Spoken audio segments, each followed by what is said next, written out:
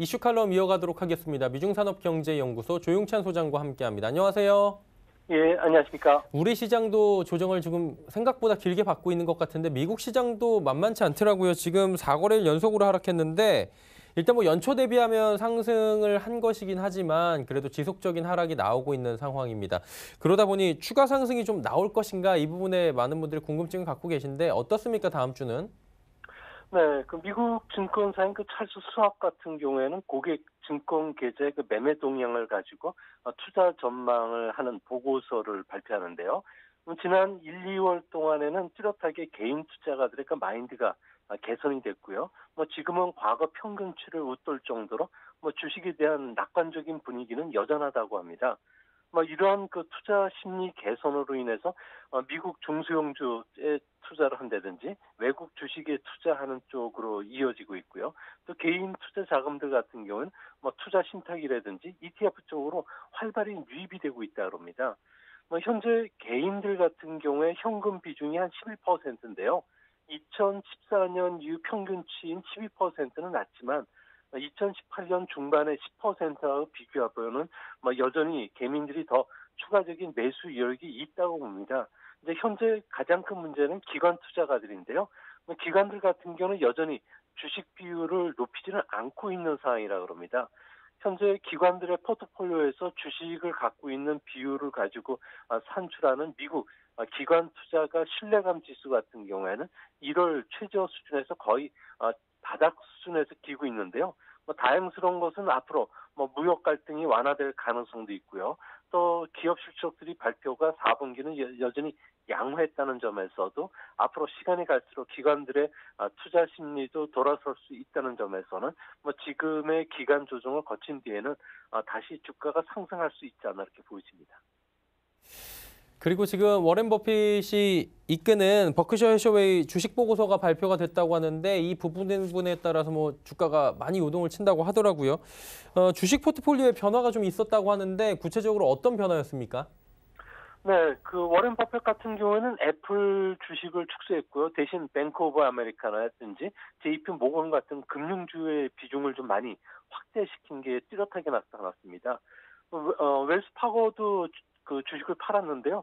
이것은 증권 당국의 신고가 필요 없는 10% 이하의 그 지분율을 유지하기 위해서 뭐 회사가 자사주 매수에 맞춰서 주식을 그 매도했고요. 오라클 같은 경우에는 아무래도 클라우드 사업에 대해서 워렌 버핏이 정확하게 자신이 이해를 하지 못했기 때문에 뭐 전량 매도를 했다고 합니다. 네, 애플과 관련해서도 그 자신의 의사가 아니라 운영 담당자의 그 판단에 따라서 매도했다고 했는데요. 뭐 애플은 앞으로 더 하락한다면은 매수할 생각은 있지만 뭐 지금은 살 기회라고 아니라고 하는데요. 워렌 버핏 같은 경우에는 아이폰이 생활의 일부로 이용됐던 거에 그 주목 쪽을 두고서 이 종목을 매수했기 때문에 여전히 낙관적인 그 생각을 갖고 있다고 합니다. 워렌 버핏 같은 경우에는 뭐 수중의 현금이 무려 그 1,119억 달러 정도가 되는데요. 이 때문에 앞으로 주가와 관련해서 뭐 장기적으로 가져갈 수 있는 종목들 같은 경우는 또 매수할 생각이지만 대부분의 종목들이 현재 주가가 크게 상승을 했기 때문에 매수에 좀 그 소극적이라는 얘기를 했고요. 앞으로도 기회만 되면 초대형주 특히 엘리펀트 사이즈와 관련돼서도 언제든지 매수할 수 있다고 했기 때문에 앞으로 그 워렌 버핏이 매수할 종목이라든지 대형 인수에 시장에 관심이 좀 더 집중되지 않을까 보입니다. 최근에 보면 신흥국 지금 지수가 계속해서 올라오고 있다 이런 얘기들이 들려옵니다. 우리나라 시장에도 직접적인 영향을 줄 수 있는 부분인데 흐름이 어떻게 계속해서 우상향할 것으로 보이십니까? 네, 아무래도 미국의 금리 인상이 중단된다고 관측했을 때, 뭐 신흥국 증시라든지 채권 시장으로의 자금 유입은 앞으로도 계속될 수밖에 없는데요. 뭐 신흥국 증시하고 그 선진국 증시 같은 경우에는 과거 한 30년을 보면은 같이 주가가 하락했던 적은 6번 있었는데요. 작년에 그와 똑같은 현상을 보였습니다. 하지만 주가가 급락한 다음해에는 신흥국이 선진국보다 주가 상승률이 월등했는데요. 이 때문에 글로벌 투자가들이 지금 현재 신흥국 증시로 몰리는 것도 이 때문인 것으로 보여집니다. 특히 신흥국 증시에 투자할 때는 투자가들이 리스크에 대해서 어떤 자세를 갖느냐가 중요하고요. 때문에 또 미국의 금리 동향도 중요하기 때문에 이 두 부분의 마인드가 개선이 되면서 신흥국 쪽에 자금 유입이 되고 있고요. 여기에 IMF 같은 경우에는 올해 신흥국의 성장률은 제자리지만 2020년도에는 4.9%까지 높아질 것으로 예상을 했는데요. 앞으로 시간이 갈수록 신흥국과 선진국 간의 성장률 차가 더 확대가 될 것으로 보여진다는 점에서 신흥국이 좀 유망해 보인다는 쪽의 의견들을 많이 갖고 있었습니다. 특히 신흥국 중에서는 앞으로 내년에 선거가 있는 인도 그리고 경기 부양에 나서는 중국 같은 경우에도 성장 회복세가 빠르기 때문에 두 나라를 중심으로 해서 자금 유입이 꾸준하게 유입될 것으로 예측이 됩니다. 중국과 인도 꼽아주셨는데 중국 쪽 지금 소식 좀 여쭤보도록 하겠습니다. 지금 전인대 한창인데 GDP 목표치가 하향 조정이 됐습니다. 6에서 6.5%인데 일단 뭐 하향 조정한 부분에 대해서도 말들이 많지만 퍼센테이지를 좀 범위를 두고 했다라는 부분에 대해서도 의견이 분분한 상황인 건데 이 부분은 어떻게 보는 게 좋을까요? 네, 중국 같은 경우에는 성장률 하향뿐만 아니라 모든 정책을 작년과는 정반대 방향으로 쓰게 되고요. 또 고용 안정을 최우선의 목표로 둘 정도로 아무래도 중국 경제에 대한 불안감이 상당히 크게 작용하는 것으로 보여집니다. 중국은 올해 천안문 사태 발생 30주년이고요. 건국 70주년이기 때문에 정치적으로 매우 중요한데요. 지금 중국 전역에서 노동자의 시위들이 상당히 많이 일어나고 있습니다.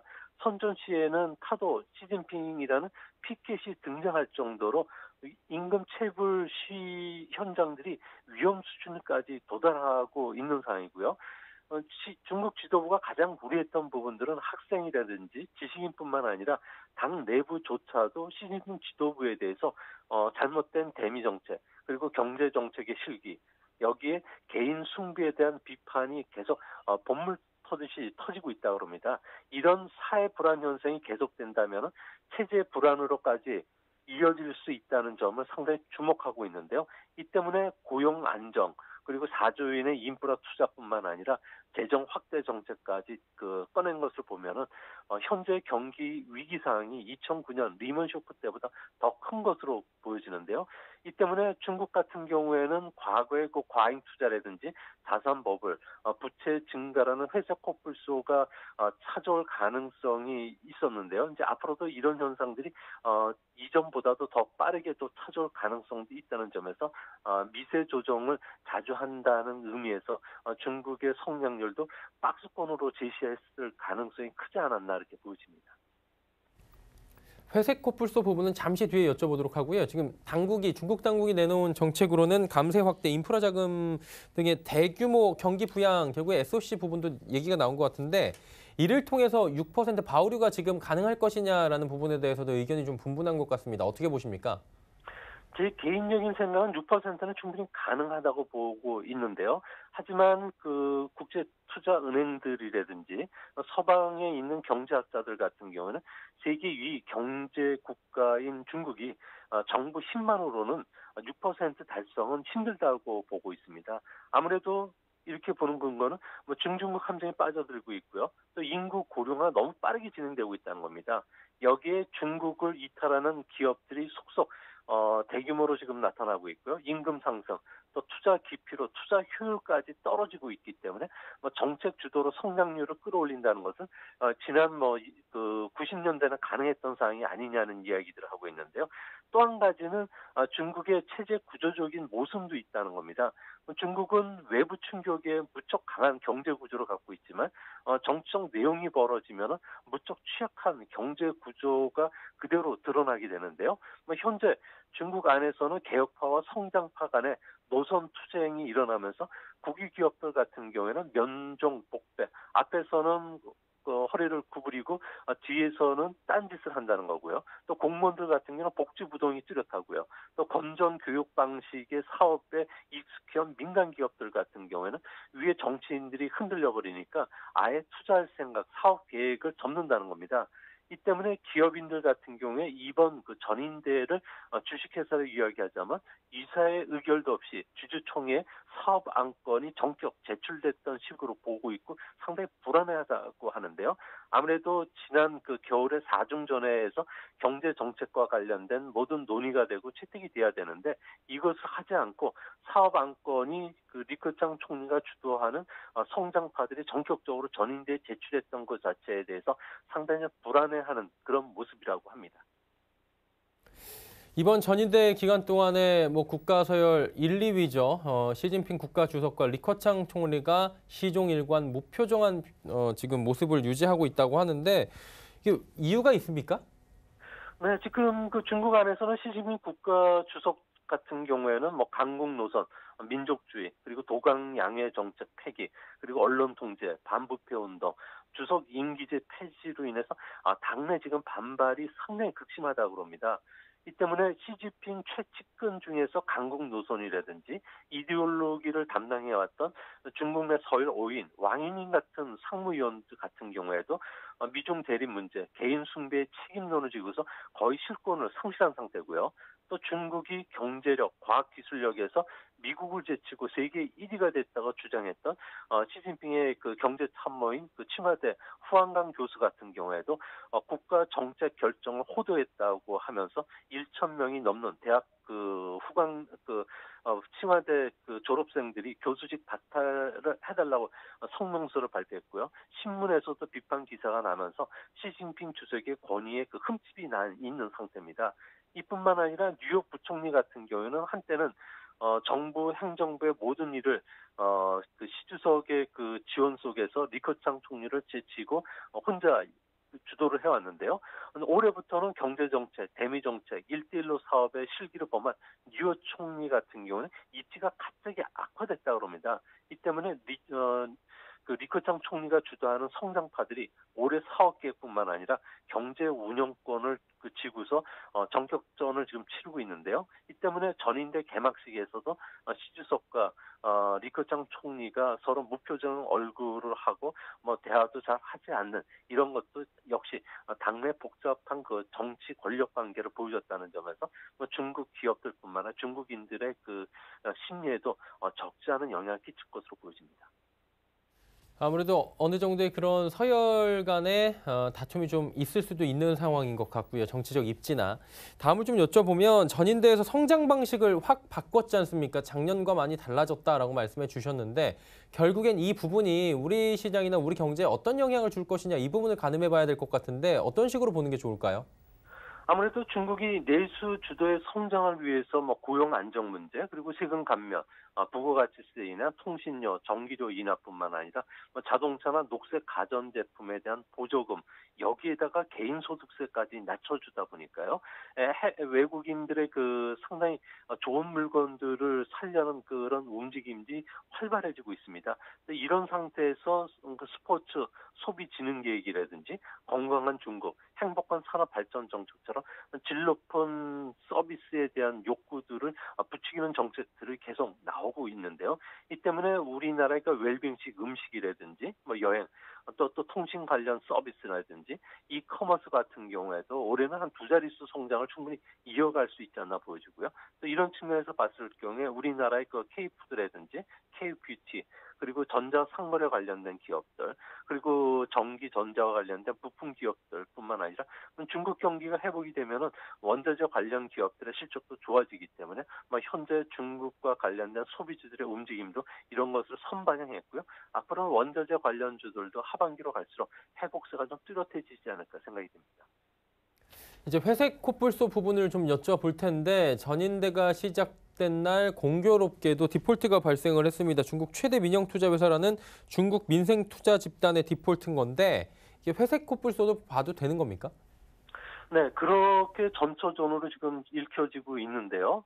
전인대가 그 개막됐던 5일날 중국 민생투자은행 같은 경우에는 민영기업 그 59개사가 공동으로 출자해서 2014년에 발족한 회사인데요. 부채 규모만 작년 6월 말 기준으로 해서 뭐 한 40조 원 정도에 달한다고 합니다. 이 기업들은 그 정치적 후광 속에서 태양광이나 철강, 선박 관련 기업에 집중적으로 투자해 왔는데요. 작년에 중국이 태양광 관련된 보조급 정책이 중단이 됐고요. 이 때문에 투자 자금 회수길이 막혀버렸습니다. 여기 과잉 생산 시설을 갖고 있는 철강, 선박과 관련돼서도 아무래도 경쟁력이 약화되면서 산업이 상당히 어려움에 처한 게 아무래도 디폴트의 원인이 됐는데요. 앞으로 중국의 이런 투자 회사들이 신재생 에너지뿐만 아니라 부동산, 석유 회사와 같은 산업 구조상 앞으로도 상당 기간 악화되는 산업에 많이 투자가 되어 있다는 겁니다. 이 때문에 상당 부분의 투자 자금들이 회수가 어렵기 때문에 아무래도 사채와 관련된 디폴트가 일어날 가능성이 크기 때문에 현재 민생 투자 집단 외에도 다른 투자 회사로 이런 게 전이가 될 가능성이 큰데요. 중국 전체적으로 그림자 금융 그리고 또 은행에서 차입한 부채만 하더라도 공식적으로 1경원이 넘는다고 합니다. 재무 구조가 취약한 은행이라든지 그림자 금융으로부터 대출 자금을 앞으로는 원하는 만큼 받을 수가 없다는 점에서 중국 정부가 돈을 풀지만 실제 밑에서는 돈이 돌지 않는 이런 현상들이 앞으로 일어날 가능성도 있다는 점도 주목해서 더 보셔야 됩니다. 지금 뭐 제닛 옐런 전 의장 같은 경우에도 중국 경제의 부채 부분이 지금 문제가 될 수 있다라고 꼬집어 줬는데 뭐 이분뿐만이 아니라 전 세계적으로 지금 중국 부채 부분에 대해서 여러 가지 문제점으로 제기를 하고 있는 것 같습니다. 이 어느 정도나 됩니까? 네, 중국 같은 경우에는 현재 부동산 시장과 관련된 부분이 가장 위험하다고 보는데요. 부동산 시장의 시가총액이 무려 60조 달러에 달합니다. 세계 GDP가 70조 달러이기 때문에 중국의 부동산 버블, 그러니까 부동산 시장에 자금이 계속 유입되지 않으면은 이 충격이 일본이란 두바이 부동산 버블 충격보다 최소 20배 이상 영향을 끼치게 되고요. 이 때문에 중국 정부가 올해 성장 정책을 피면서도 부동산과 관련된 버블이 우려되는데도 아무런 조치도 취하지 않은 것은 앞으로 부동산 버블을 야기시킬 수가 있지 않나 보이고요. 또 한 가지는 국유 기업들 같은 경우에도 현재 재무구조가 취약한데 이 중에서 민간 기업들 같은 경우는 부채 규모가 무려 22조 달러에 달하고요. 가계 같은 경우는 거의 70%가 부동산이나 주택이 투자되어 있는데 6조 6천억 달러 정도가 들어가다 보니까 하우스푸어 현상들이 일어난다고 합니다. 이래서 이런 여러 마리의 해석 코뿔소도 있고요. 또한 지방 정부가 갖고 있는 부채 규모만 하더라도 공식적으로는 2,750조 원 정도가 된다고 하는데요. 하지만 숨겨진 부채까지 계산한다면은 적게는 5천조가 더 있고요. 또 많게는 8,350조 원이 넘는다고 하니까 1경원이 넘는 자금들이 현재 매몰될 가능성이 있다는 거죠. 이 때문에 앞으로 이런 대서부 개발 사업이라든지 1대1로에 집중적으로 투자됐던 중서부 지역들 같은 경우에는 앞으로도 상당히 어려움에 처할 가능성이 있지 않을까 생각이 됩니다. 네, 중국 쪽 부채 상황들까지 하나하나 짚어봤습니다. 오늘 말씀은 여기까지 듣겠습니다. 고맙습니다.